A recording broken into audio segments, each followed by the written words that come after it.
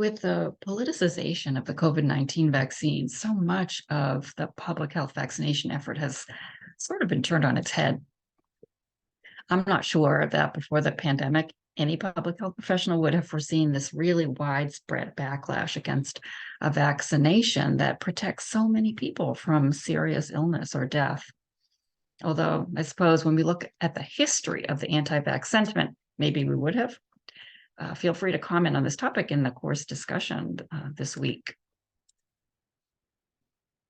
So looking at history, vaccination efforts have in fact had a pretty checkered past, mostly resulted from efforts to control the spread of the deadly smallpox virus.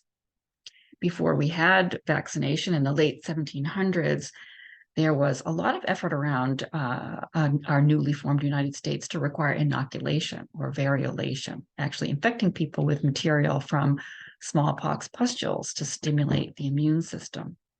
And even though this was really effective in reducing smallpox deaths, there were transmission risks, of course, and many people were very skeptical. So mandating variolation was really resisted, but losses against the British during the Revolutionary War convinced George Washington to mandate variolation among our then armed forces. And that was a great success. In 1809, Massachusetts became the first state to mandate immunization for everybody. Many states actually did follow suit, but there was so much public resistance that by the early 1900s, late 1800s or early 1900s, I would say, many states had repealed their compulsory vaccination requirements.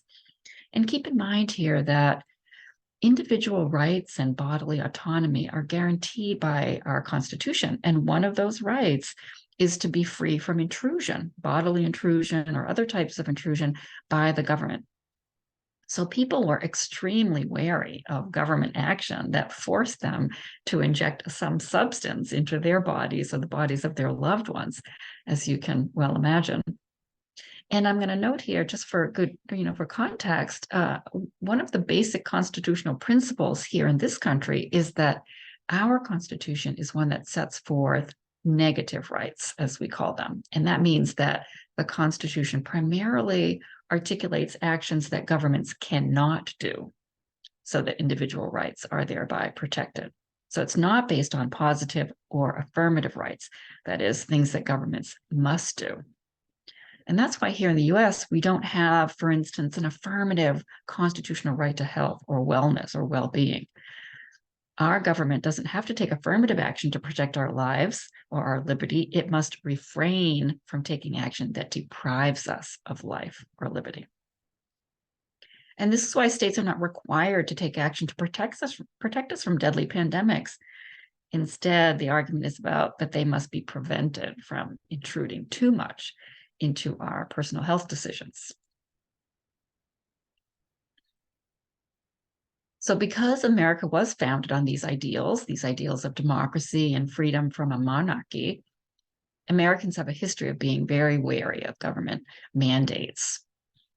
And keep in mind, too, that the public was, and often really still is, right, afraid, ill-informed, misinformed about the science.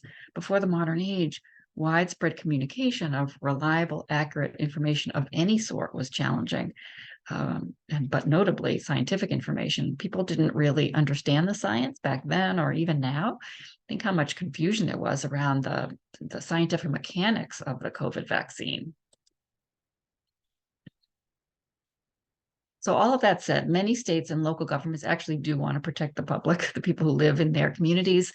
And many governments, state and local governments, took action to prevent the spread of smallpox.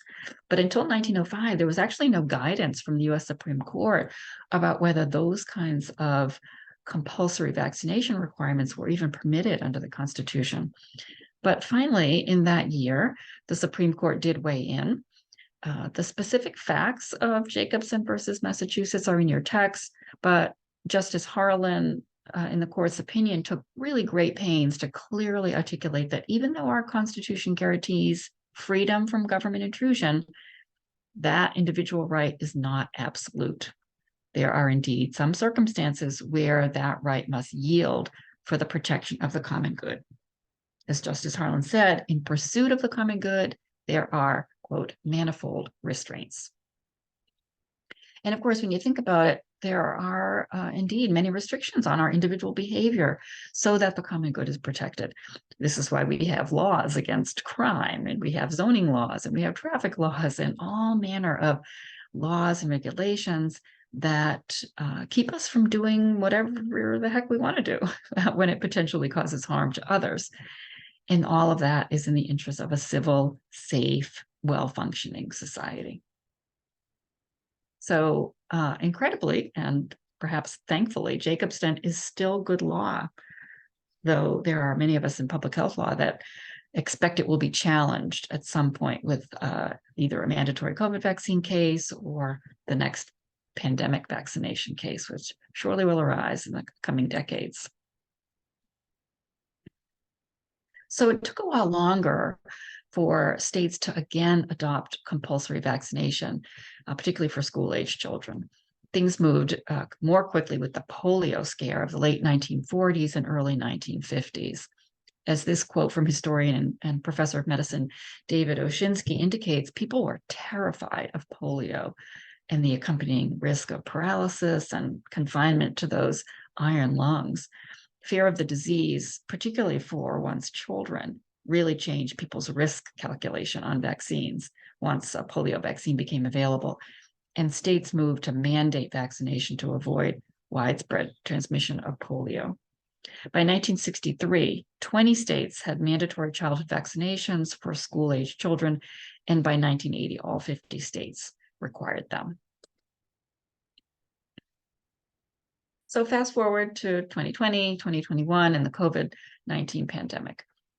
And despite the risks of serious illness and death, that libertarian anti-vax resistance came out in full force, encouraged by the kind of fear-mongering and the unprecedentedly rapid development of the vaccine and the rise of the ultra-conservative right views under a much more conservative Republican Party. So this same sentiment caused mask mandates to be challenged, despite evidence that they prevented the spread of COVID.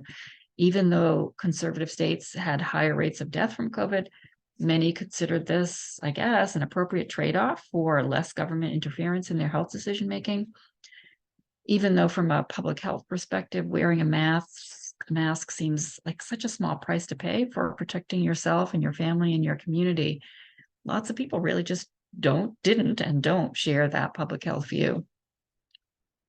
So there's so much political backlash that we have not yet seen any state mandate COVID vaccines for school-age children. California did adopt a mandate in 2021, but has actually since withdrawn it. In that kind of highly political climate with an overemphasis on individual rights, the First Amendment right to religious freedom has been pitted against the common good. So there have been several religious freedom cases during COVID challenging mask mandates, for instance, in churches, or laws restricting the number of parishioners who can gather, or objecting to vaccine mandates for certain groups, such as the military or healthcare workers. And several conservative judges ruled in favor of religious freedom over public health. So many of those cases were rendered moot by the ending of the public health emergency, so they haven't made their way through the circuit court system or up to the United States Supreme Court. So keep in mind whether we have taken religious freedom maybe a step too far.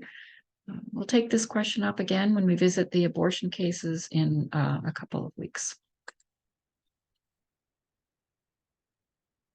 Meanwhile, that anti-vax movement has resulted in pockets of disease in places where groups have really pushed the limits of the religious or philosophical exemption. After the measles outbreak at Disneyland in 2015, California really quickly repealed its religious exemption, and New York, with its large Orthodox Jewish population and was struggling with measles outbreaks, followed quickly thereafter, along with Maine, which had a kind of a rocky start to the repeal of that exemption in 2019 and 2020, but it is now firmly in place. So it's noteworthy that California started this kind of trend in 2015, but now here we are almost 10 years later, and only a handful of states have followed suit. So give some thought about whether this is a sign of the political times or whether there is maybe something else going on.